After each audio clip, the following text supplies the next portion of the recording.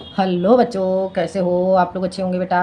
बेटा आज मैं आपके लिए लेकर के आई हूँ यूपी बोर्ड 10th क्लास के लिए रसखान जी का चैप्टर है आपका सवैया। ठीक है बेटा। तो आज हम जानते हैं रसखान का चैप्टर है सवैया। तो देख लेते हैं बेटा। ये आपको जो नाम है इसका सवैया, सवैया से ही पता चल रहा है कि इसमें सवैया छंद का प्रयोग हुआ है। ठीक है बेटा। तो देखते हैं हम इसे। देखो क्या कहते हैं इसमें रसखान जी। मानस हो तो वही रस खाने, मानस हो तो वही रस खाने, बसो ब्रज गोकुल गाँव के ग्वारन। मानस हो तो वही रस खाने, बसो ब्रज गोकुल गाँव के ग्वारन। जो पशु हो तो कहा बस मीरो, जो पशु हो तो कहा बस मीरो, चरो त्रित नंद की धेनु मझारन। पाहन हो तो वही गेरे को, पाहन हो तो वही गेरे को, जो धर्यो कर छत्र पोरंदर धारन। जो खग हो तो सब, जो खग हो तो बसेरो करो मेले, कालिंदी कुंज कदम्ब की डारन। जो खग हो तो बसेरो करो मेले, कालिंदी कुंज कदम्ब की डारन। अब देखते हैं बेटा इसमें क्या कहते हैं रसकान जी। देखो, मानस हो तो रसकान जी कहते हैं कि मानस हो तो मैं मनुष्य हूँ, अर्थात मैं मनुष्य रूप में जन्म लूँ तो वही रस खाना, तो मैं वहीं पर निवास करूँ जहाँ पर वही रसखान, अर्थात रसखान। रसखान कहते हैं, या तो इसे कह सकते हैं हम ऐसे कि रसखान जी कहते हैं कि मैं मनुष्य रूप में जन्म लूँ तो मैं ब्रज गोकुल गांव के ग्वालों के बीच में निवास करूँ। आ गया समझ में? क्या कहते हैं प्रस्तुत पद्यांश में रसखान जी कहते हैं कि यदि मैं मनुष्य रूप में जन्म लूँ तो ब्रज गोकुल गांव के ग्वालों के बीच में निवास करूँ। आगे बेटा समझ में? आगे देखते हैं। जो पशु हो तो कहाँ बस मेरो। और वे कहते हैं कि यदि मैं पशु हूँ, यदि मैं पशु हूँ, पशु रूप में जन्म लूँ तो मेरा क्या बस चलता है, उसमें मेरा क्या बस चलता है। चरो नित नंद धेनु मजारन, तो मैं नित्य ही नंद की गायों के बीच में चरूं। आगे समझ में? यदि मैं पशु रूप में जन्म लूंगा तो मेरा उस पर कोई बस नहीं चलता है और मैं नित्य ही नंद बाबा की गायों के बीच में चरूं। वाहन हो तो वही गेरे को, जो धर्यो कर छत्र पुरंदर धारण। और यदि मैं पत्थर बनूं तो उसी पर्वत का पाहन हो, यदि मैं पत्थर बनूं तो उसी पर्वत का पत्थर बनूं जिस पर्वत को धर्यो धारण किया कर, कहेंगे हाथ के लिए छत्र, छत्र के रूप में। ठीक है, हाथ में छत्र के रूप में धारण किया किसने? श्री कृष्ण ने। पुरंदर धारण, पुरंदर अर्थात इंद्र के गर्व को तोड़ने के लिए, इंद्र के घमंड को तोड़ने के लिए श्री कृष्ण ने अपने हाथ में छत्र के रूप में धारण किया था। आगे समझ में? तो वो कहते हैं कि मैं पाहन बनूं, अर्थात मैं पत्थर बनूं तो उसी पर्वत का पत्थर बनूं जिस पर्वत को भगवान श्री कृष्ण ने छत्र के रूप में अपने हाथ में इंद्र का घमंड तोड़ने के लिए धारण किया था। जो खग हो तो बसेरो करो मेले, कालिंदी कुल कदम्ब की डारन। और यदि मैं पक्षी हूँ तो मैं बसेरा करूँ, यदि मैं पक्षी हूँ तो मैं बसेरा करूँ। कहाँ पर बसेरा करूँ? मिल कालिंदी कुंज कुल। तो मैं, यदि मैं खग हूँ, यदि मैं पक्षी बनूँ तो मैं मिल करके कालिंदी नदी के ऊपर कदम्ब की डाल पर अपना निवास स्थान बनाऊं। आगे समझ में? क्या कहते हैं? वो कहते हैं कि कदम्ब की डाल पर कालिंदी नदी के किनारे, अर्थात कालिंदी किसे कहा गया बेटा यहाँ पर? यमुना के लिए। ठीक है, तो वो कहते हैं कि यदि मैं पक्षी बनूं तो मिल करके हम सब कालिंदी यमुना की नदी के किनारे कदम्ब की डाल पर निवास करें। ठीक है, कदम्ब की डाल पर अपना बसेरा बनाएं। आगे समझ में? एक बार फिर से देख लो। प्रस्तुत पद्यांश में रसखान जी कहते हैं कि मैं मनुष्य रूप में जन्म लूँ तो बसों ब्रज गोकुल गांव के कारण, तो मैं ब्रज और गोकुल गांव में ग्वाल वालों के बीच में निवास करूं। जो पशु हो तो कहा बसु मेरा। और वो कहते हैं कि यदि मैं पशु होता हूँ, यदि मैं पशु रूप में जन्म लेता हूँ तो उस पर मेरा क्या बस चलेगा, तो मैं नित्य ही नंद बाबा की गायों के बीच में चलूँगा, नंद बाबा की गायों के मध्य में मैं चलूँ। पाहन हो तो वही गेरे को। और यदि मैं पत्थर बनूं तो उस पर्वत का पत्थर बनूं जिस पर्वत को भगवान श्री कृष्ण ने अपने हाथ की उंगली पर छत्र के रूप में इंद्र के घमंड को तोड़ने के लिए धारण किया था। जो खग हो तो बसेरा करूं। और यदि मैं पक्षी बनूं तो मिल करके कालिंदी अर्थात यमुना नदी के किनारे कदम्ब की डाल पर अपना बसेरा बनाऊं। आगे समझ में? तो बेटा ये समझ में आ गया होगा आपको। इसका बेटा काव्यगत सौंदर्य आप क्या लिखोगे? इसके काव्यगत सौंदर्य में बेटा आपका आ जाएगा, काव्यगत सौंदर्य में होगा आपका बेटा यहाँ पर ब्रज भाषा का प्रयोग किया गया है। ठीक है, ब्रज भाषा का प्रयोग किया गया है। छंद इसमें बेटा आपका सवैया हो जाएगा। रस शांत रस का प्रयोग किया गया है। गुण प्रसाद होगा। और अलंकार इसमें बेटा आपका अनुप्रास अलंकार का प्रयोग किया गया है। आगे समझ में? इसमें बेटा आपका ब्रज भाषा का प्रयोग किया गया है। रस शांत हो जाता है आपका, गुण प्रसाद होगा, अलंकार अनुप्रास हो जाएगा और छंद सवैया। हो गया क्लियर? समझ आ गया? अब बढ़ते हैं बेटा हम आगे, अगला देखते हैं। देखो देखो अगला, आज गई हुती भो रही हो, आज गई हुती भो रही हो, रस खाने रही वहे नंद के भोन है। आज गई हुती भो रही हो, रस खाने रही वहे नंद के भोन है। बाको जियो जो गलाख करोड़, बाको जियो जो गलाख करोड़, जसोमती को सुख जाते कहो नहीं, जसोमती को सुख जाते कहो नहीं। तेल लगाए लगाए के अंजन, मोहे बनाए बनाए डिठो नहीं। तेल लगाए लगाए के अंजन, मोहे बनाए बनाए डिठो नहीं। डारी हमेलने हारने हारत, डाल डारी हमेलने हारने हारत, भारत ज्यों चोचकारत छो नहीं। अब देखते हैं बेटा क्या कहते हैं। प्रस्तुत पद्यांश में रसखान जी कहते हैं कि एक सखी दूसरी सखी से वार्तालाप करते हुए कहती है। ठीक है, एक सखी दूसरी सखी से वार्तालाप करते हुए कहती है कि आजो गई हुती भो रहे हो, आज मैं प्रातः काल ही कहाँ गई थी? रस खाने रही वह नंद के होने। आज मैं प्रातः काल ही, रसखान जी कहते हैं कि एक सखी अपनी दूसरी सखी से कहती है कि आज मैं प्रातः काल ही नंद बाबा के भोने, भोने कहेंगे भवन, ठीक है, या घर, तो नंद बाबा के भवन में गई थी। आगे समझ में? बाको जियो जोग लाख करोड़, और जो नंद बाबा का पुत्र है अर्थात श्री कृष्ण, नंद बाबा का पुत्र लाखों करोड़ों साल जिए, जसमत को सुख जात कहो नहीं। और वहां पर जाकर के मैंने देखा कि जो यशोदा माता को जो सुख की प्राप्ति हो रही थी उसका वर्णन नहीं किया जा सकता। ठीक है, जसोमती को सुख जात कहो नहीं, यशोदा मैया को जो श्री कृष्ण के द्वारा सुख की प्राप्ति हो रही थी उसका वर्णन नहीं किया जा सकता। तेल लगाए लगाए के अंजन, और वह तेल लगा करके और नेत्रों में काजल लगा रही थी। श्री कृष्ण को वो तेल लगा रही थी और तेल लगाने के बाद उन्हें काजल लगा रही थी। भौहें बनाए बनाए डिठोने, और उनकी भौहें बना करके उन्हें डिठोने, डिठोने कहेंगे बेटा टीका लगा रही थी। नजर नजर नजर लगने के लिए जो टीका लगाते हैं, ठीक है, तो वो क्या कर रही थी? उसके उनके टीका लगा रही थी। ठीक है, आगे समझ में? नजर लगने से बचाने के लिए टीका लगा रही थी। डारी हमेल निहारे निहारत, भारत जो चोचकारत छो नहीं। डारे हमेलन हार निहारत, डार हमेलन, और श्री कृष्ण के गले में वो क्या हार और हमेल पहना करके उन्हें निहार रही थी, अर्थात उन्हें देख रही थी, और भारत उन पर न्योछावर हो रही थी, जो चुचकारत छोने है, और वे अपने पुत्र श्री कृष्ण को छोने, छोने कहेंगे बेटा पुत्र को। ठीक है, तो अपने पुत्र, छोने का अर्थ हो गया पुत्र को, चुचकारत, चुचकारत का अर्थ हो गया पुचकार रही थी।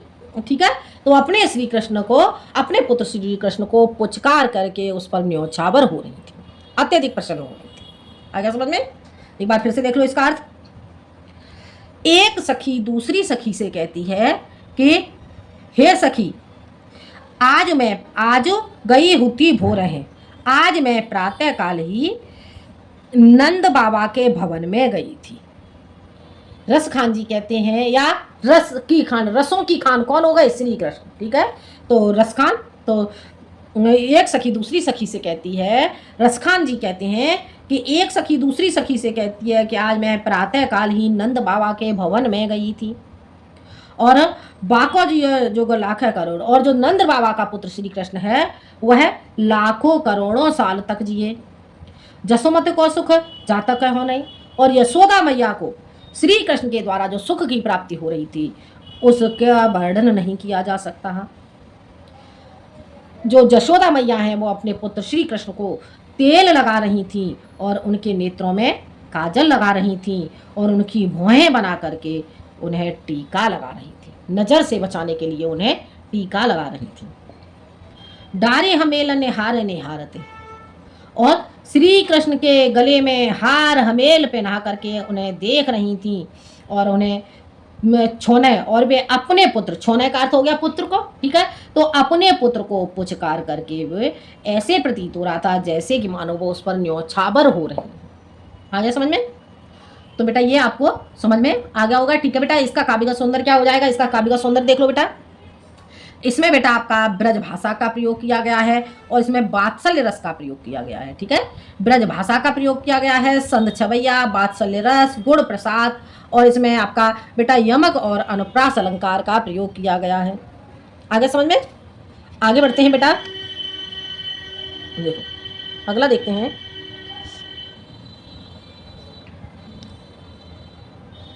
धूरी भरे अते शोभित श्यामजू, धूरी भरे अति शोभित श्यामजू, तैसी बनी सिर सुंदर चोटी। धूरी भरे अति शोभित श्यामजू, तैसी बनी सिर सुंदर चोटी। खेलत खाते फिरे अंगना पग, पैजनी बाजते परी छोटी।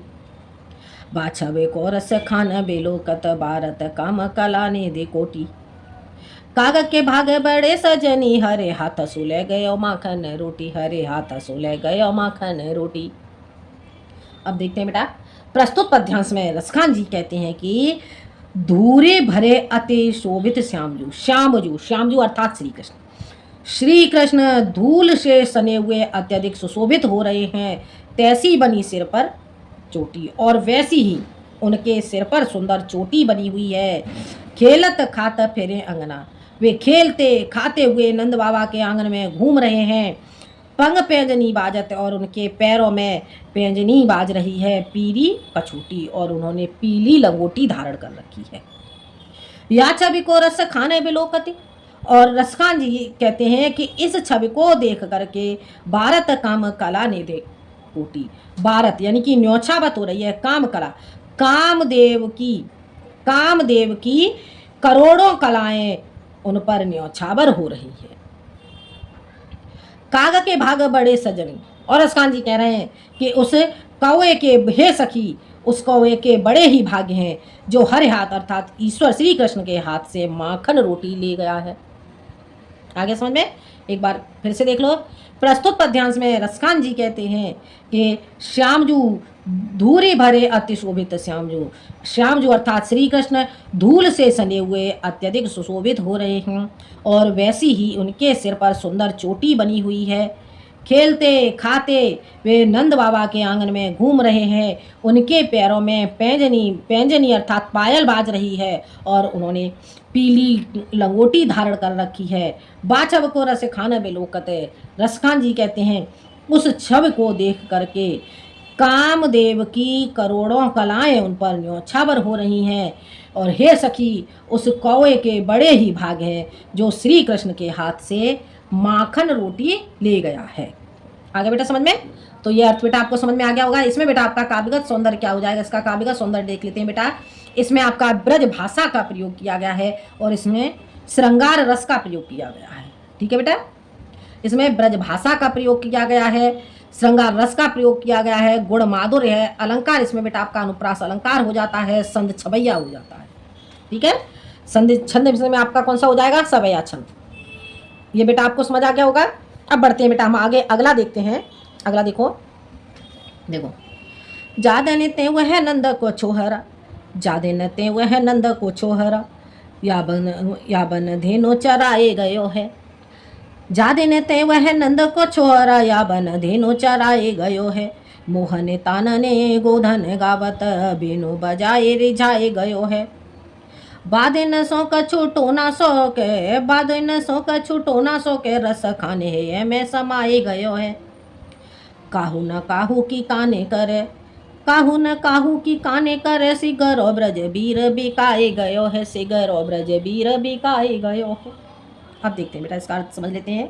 प्रस्तुत पद्यांश में रसकांत जी कहते हैं कि जिस दिन से वह नंद का छोरा अर्थात नंद का पुत्र श्री कृष्ण इस वन में गाय चरा करके गया है, मोहन तानन, और उसने क्या किया है।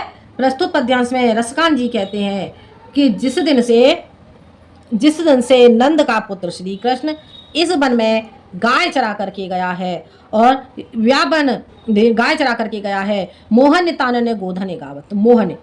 मोहन अर्थात मन को मोह लेने वाली, अपनी बंसी को बजा करके, तानन मन को मोह लेने वाली अपनी मुरली को बजाकर, और गोधन गावत गीतों को गाते हुए, बेनु बजाए, बेनु कहेंगे बेटा मुरली के लिए। मोहनी तान से मन को मोह लेने वाली, तान के द्वारा गीतों को गाते हुए मुरली को बजा करके हमें रिझाए गया है, अर्थात प्रसन्न कर गया है।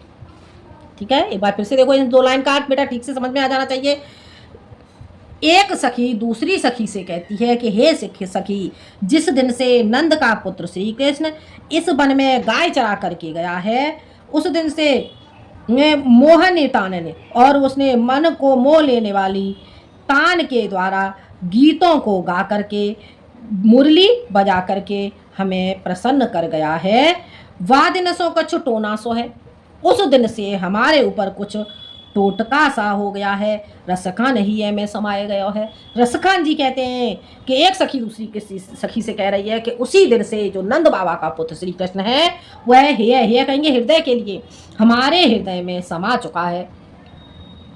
काहू न काहू की काने करें, काहू न काहू की काने करें, कोई भी किसी की भी शर्म नहीं कर रहा है। काने कहेंगे शर्म के लिए, ठीक है, शर्म नहीं कर रहा है। सिगर और ब्रजबीर बिकाए गयो है, ऐसे प्रतीत होता है जैसे कि संपूर्ण ब्रज के निवासी बाबले से हो गए हैं, श्री कृष्ण के वशीभूत हो गए हैं, बिकाए गए हैं, अर्थात श्री कृष्ण प्रेम के वशीभूत हो गए।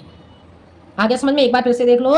एक सखी, रसखान जी कहते हैं कि एक सखी दूसरी सखी से कहती है कि हे सखी, जिस दिन से नंद का पुत्र श्री कृष्ण इस वन में गाय चरा करके गया है और अपनी मोहनी तान के द्वारा गीतों को गाते हुए मुरली बजा करके हमें प्रसन्न कर गया है, उसी दिन से वह हमारे ऊपर कुछ टोटका सा कर गया है, वह हमारे हृदय में समा चुका है। वह अर्थात श्री कृष्ण का पुत्र हमारे हृदय में समा गया है। काहू न काहू की काने करे, कोई भी किसी की भी शर्म नहीं कर रहा है, संपूर्ण ब्रज निवासी बाबले से हो गए। आ गया समझ में? तो ये बेटा आपको समझ आ गया होगा, ठीक है। इसमें आपका बेटा काव्यगत सौंदर्य क्या हो जाता है, इसमें काव्यगत सौंदर्य बेटा आपका हो जाएगा, इसमें आपका ब्रज भाषा का प्रयोग किया गया है, ठीक है। भाषा कौन सी हो जाएगी आपकी, इसमें ब्रज भाषा का प्रयोग किया गया है, श्रृंगार रस का प्रयोग किया गया है, गुण माधुर्य है, और आपका इसमें बेटा अनुप्रास, उत्प्रेक्षा और अतिशयोक्ति अलंकार का प्रयोग किया गया है, और सवैया छंद का प्रयोग किया गया है, ठीक है बेटा। ये आपका काव्यगत सौंदर्य हो जाता है। अब देखते हैं हम आगे, अगला देखो आगे। कान भये बसो बांसुरी के, कान भये बस बांसुरी के, अब कौन सखी हम कौन चहे हैं। निस धौस रहे संग साथ लगी, निस धौस रहे संग साथ लगी, यह सौतने तापने क्यों सहे हैं। जिन मोहेलियो मन मोहन को, जिने मोहेलिया मन मोहन को, रस खाने सदा हम को दहे हैं। मिले आओ सबे सखी भागे, चले अब तो ब्रज में बांसुरी ही रहे हैं। अब देखो यहाँ पे क्या कहते हैं, प्रस्तुत पद्यांश में रसखान जी कहते हैं कि एक सखी दूसरी सखी से कहती है कि हे श्री कृष्ण, हे सखी, कान बहे बस बांसुरी के। श्री कृष्ण तो, कान कहेंगे श्री कृष्ण के लिए, तो श्री कृष्ण तो बांसुरी के बसमय हो चुके हैं, अब कौन सखी हमको चाहे। हे सखी, अब कौन ऐसा है, कौन हमको चाहेगा, ठीक है। एक सखी दूसरी सखी से कहती है कि हे सखी, श्री कृष्ण तो मुरली के बस में हो चुके हैं, अब हमें कौन चाहेगा। दिन जो मुरली है, मुरली निस धौस, दिन और रात, ठीक है। मुरली दिन और रात श्री कृष्ण के साथ में लगी रहती है, यह सौतन तापने क्यों सहे हैं। अब हम इस सौतन की तड़प को हम क्यों सहेंगे, इस सौतन के द्वारा हम तड़प को क्यों सहेंगे, ठीक है। तापन को हम क्यों सहेंगे। ठीक है बेटा,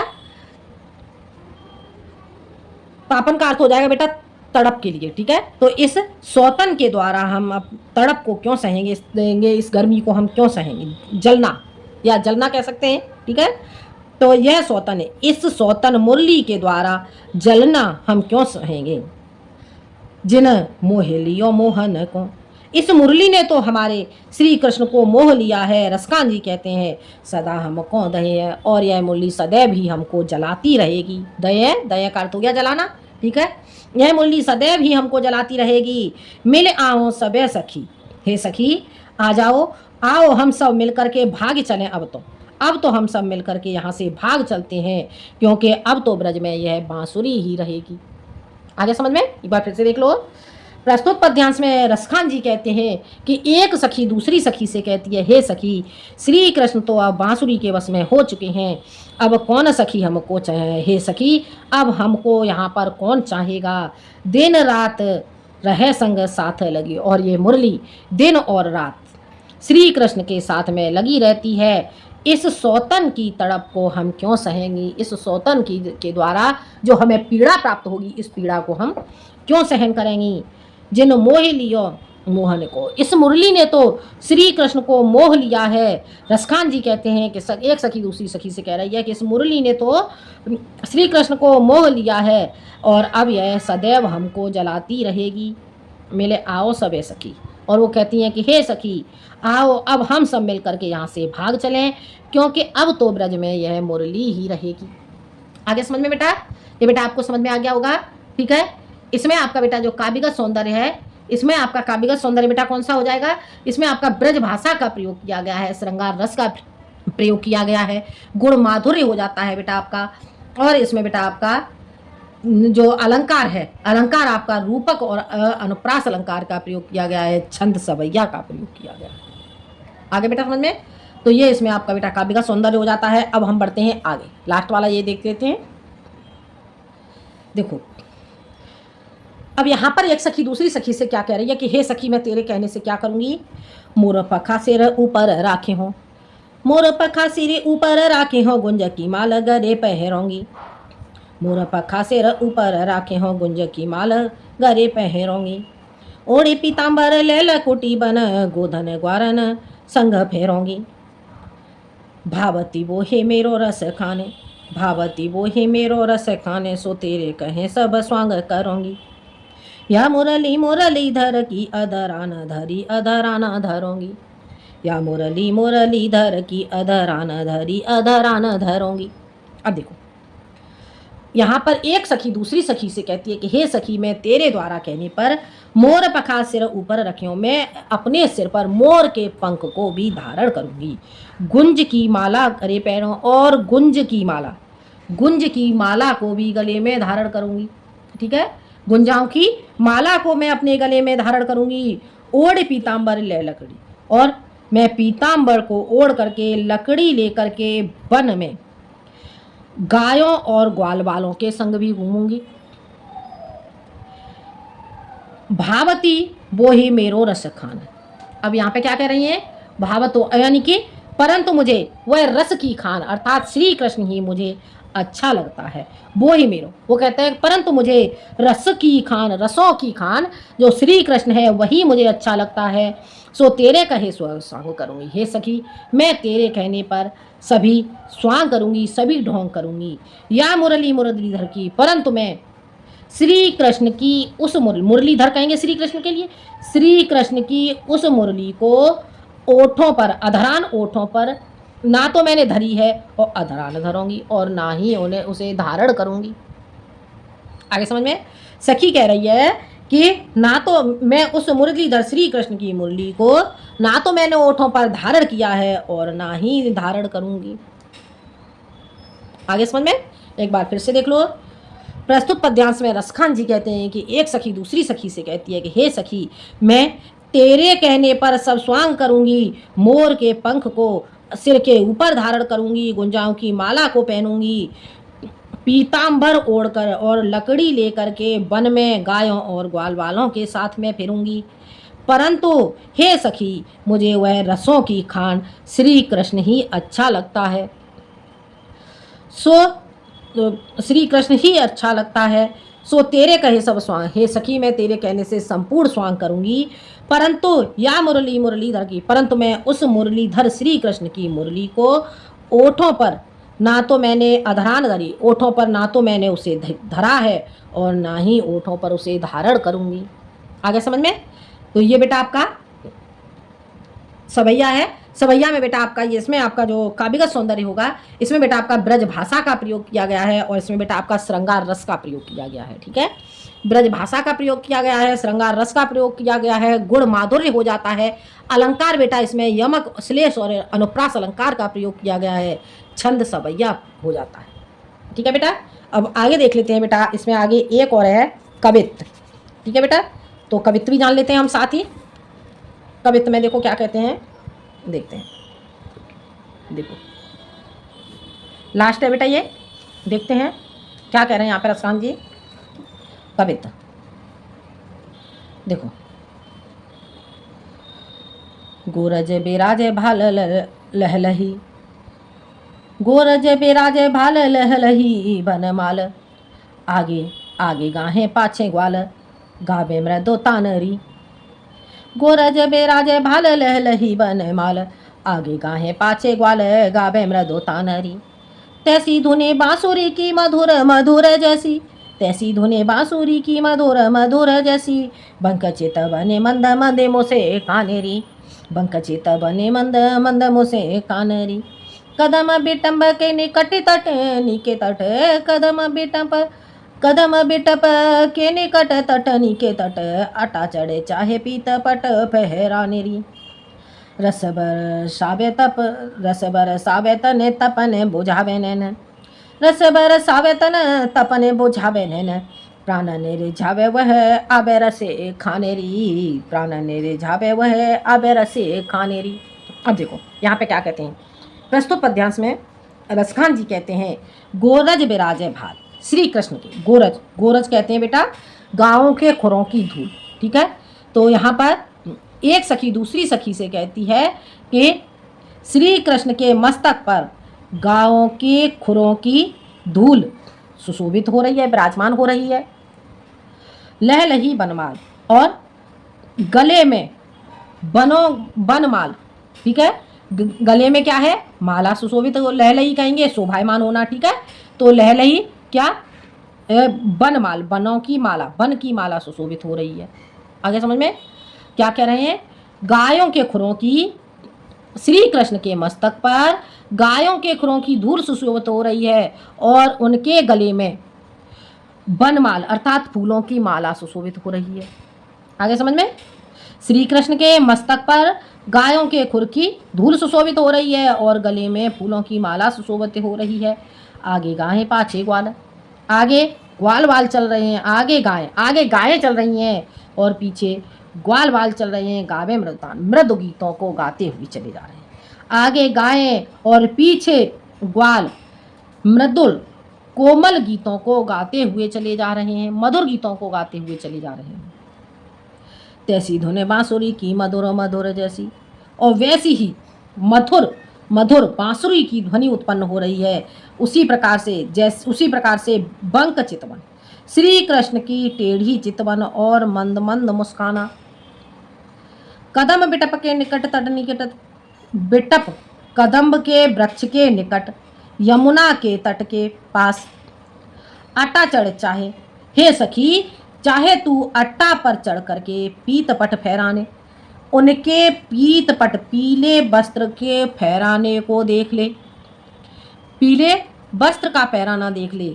और रसबर सावे तन तपने बुझावे, उसे देख करके जो क्या है, जो रस उत्पन्न होता है। ठीक है, रस उत्पन्न हो रहा है, रस बरसावे, रस बरस रहा है और शरीर की जो गर्मी है, शरीर की जो गर्मी है अर्थात शरीर की जो तड़प है दूर हो रही है और नेत्रों की प्यास को बुझा रहा है श्री कृष्ण का दर्शन। ठीक है, प्राण ने रिझावे वह आवे रस खानेरी, और वो क्या है, रस बरस रहा है और जो शरीर की तपन है, तपन को बुझाता हुआ, प्राणों को मोहित करता हुआ, प्राण ने रिझावे प्राणों को मोहित करता हुआ आवे रस खान, और जो श्री कृष्ण है, रसखान अर्थात रसों की खान श्री कृष्ण चला आ रहा है, इधर ही चला आ रहा है। आगे समझ में, एक बार फिर से देख लो।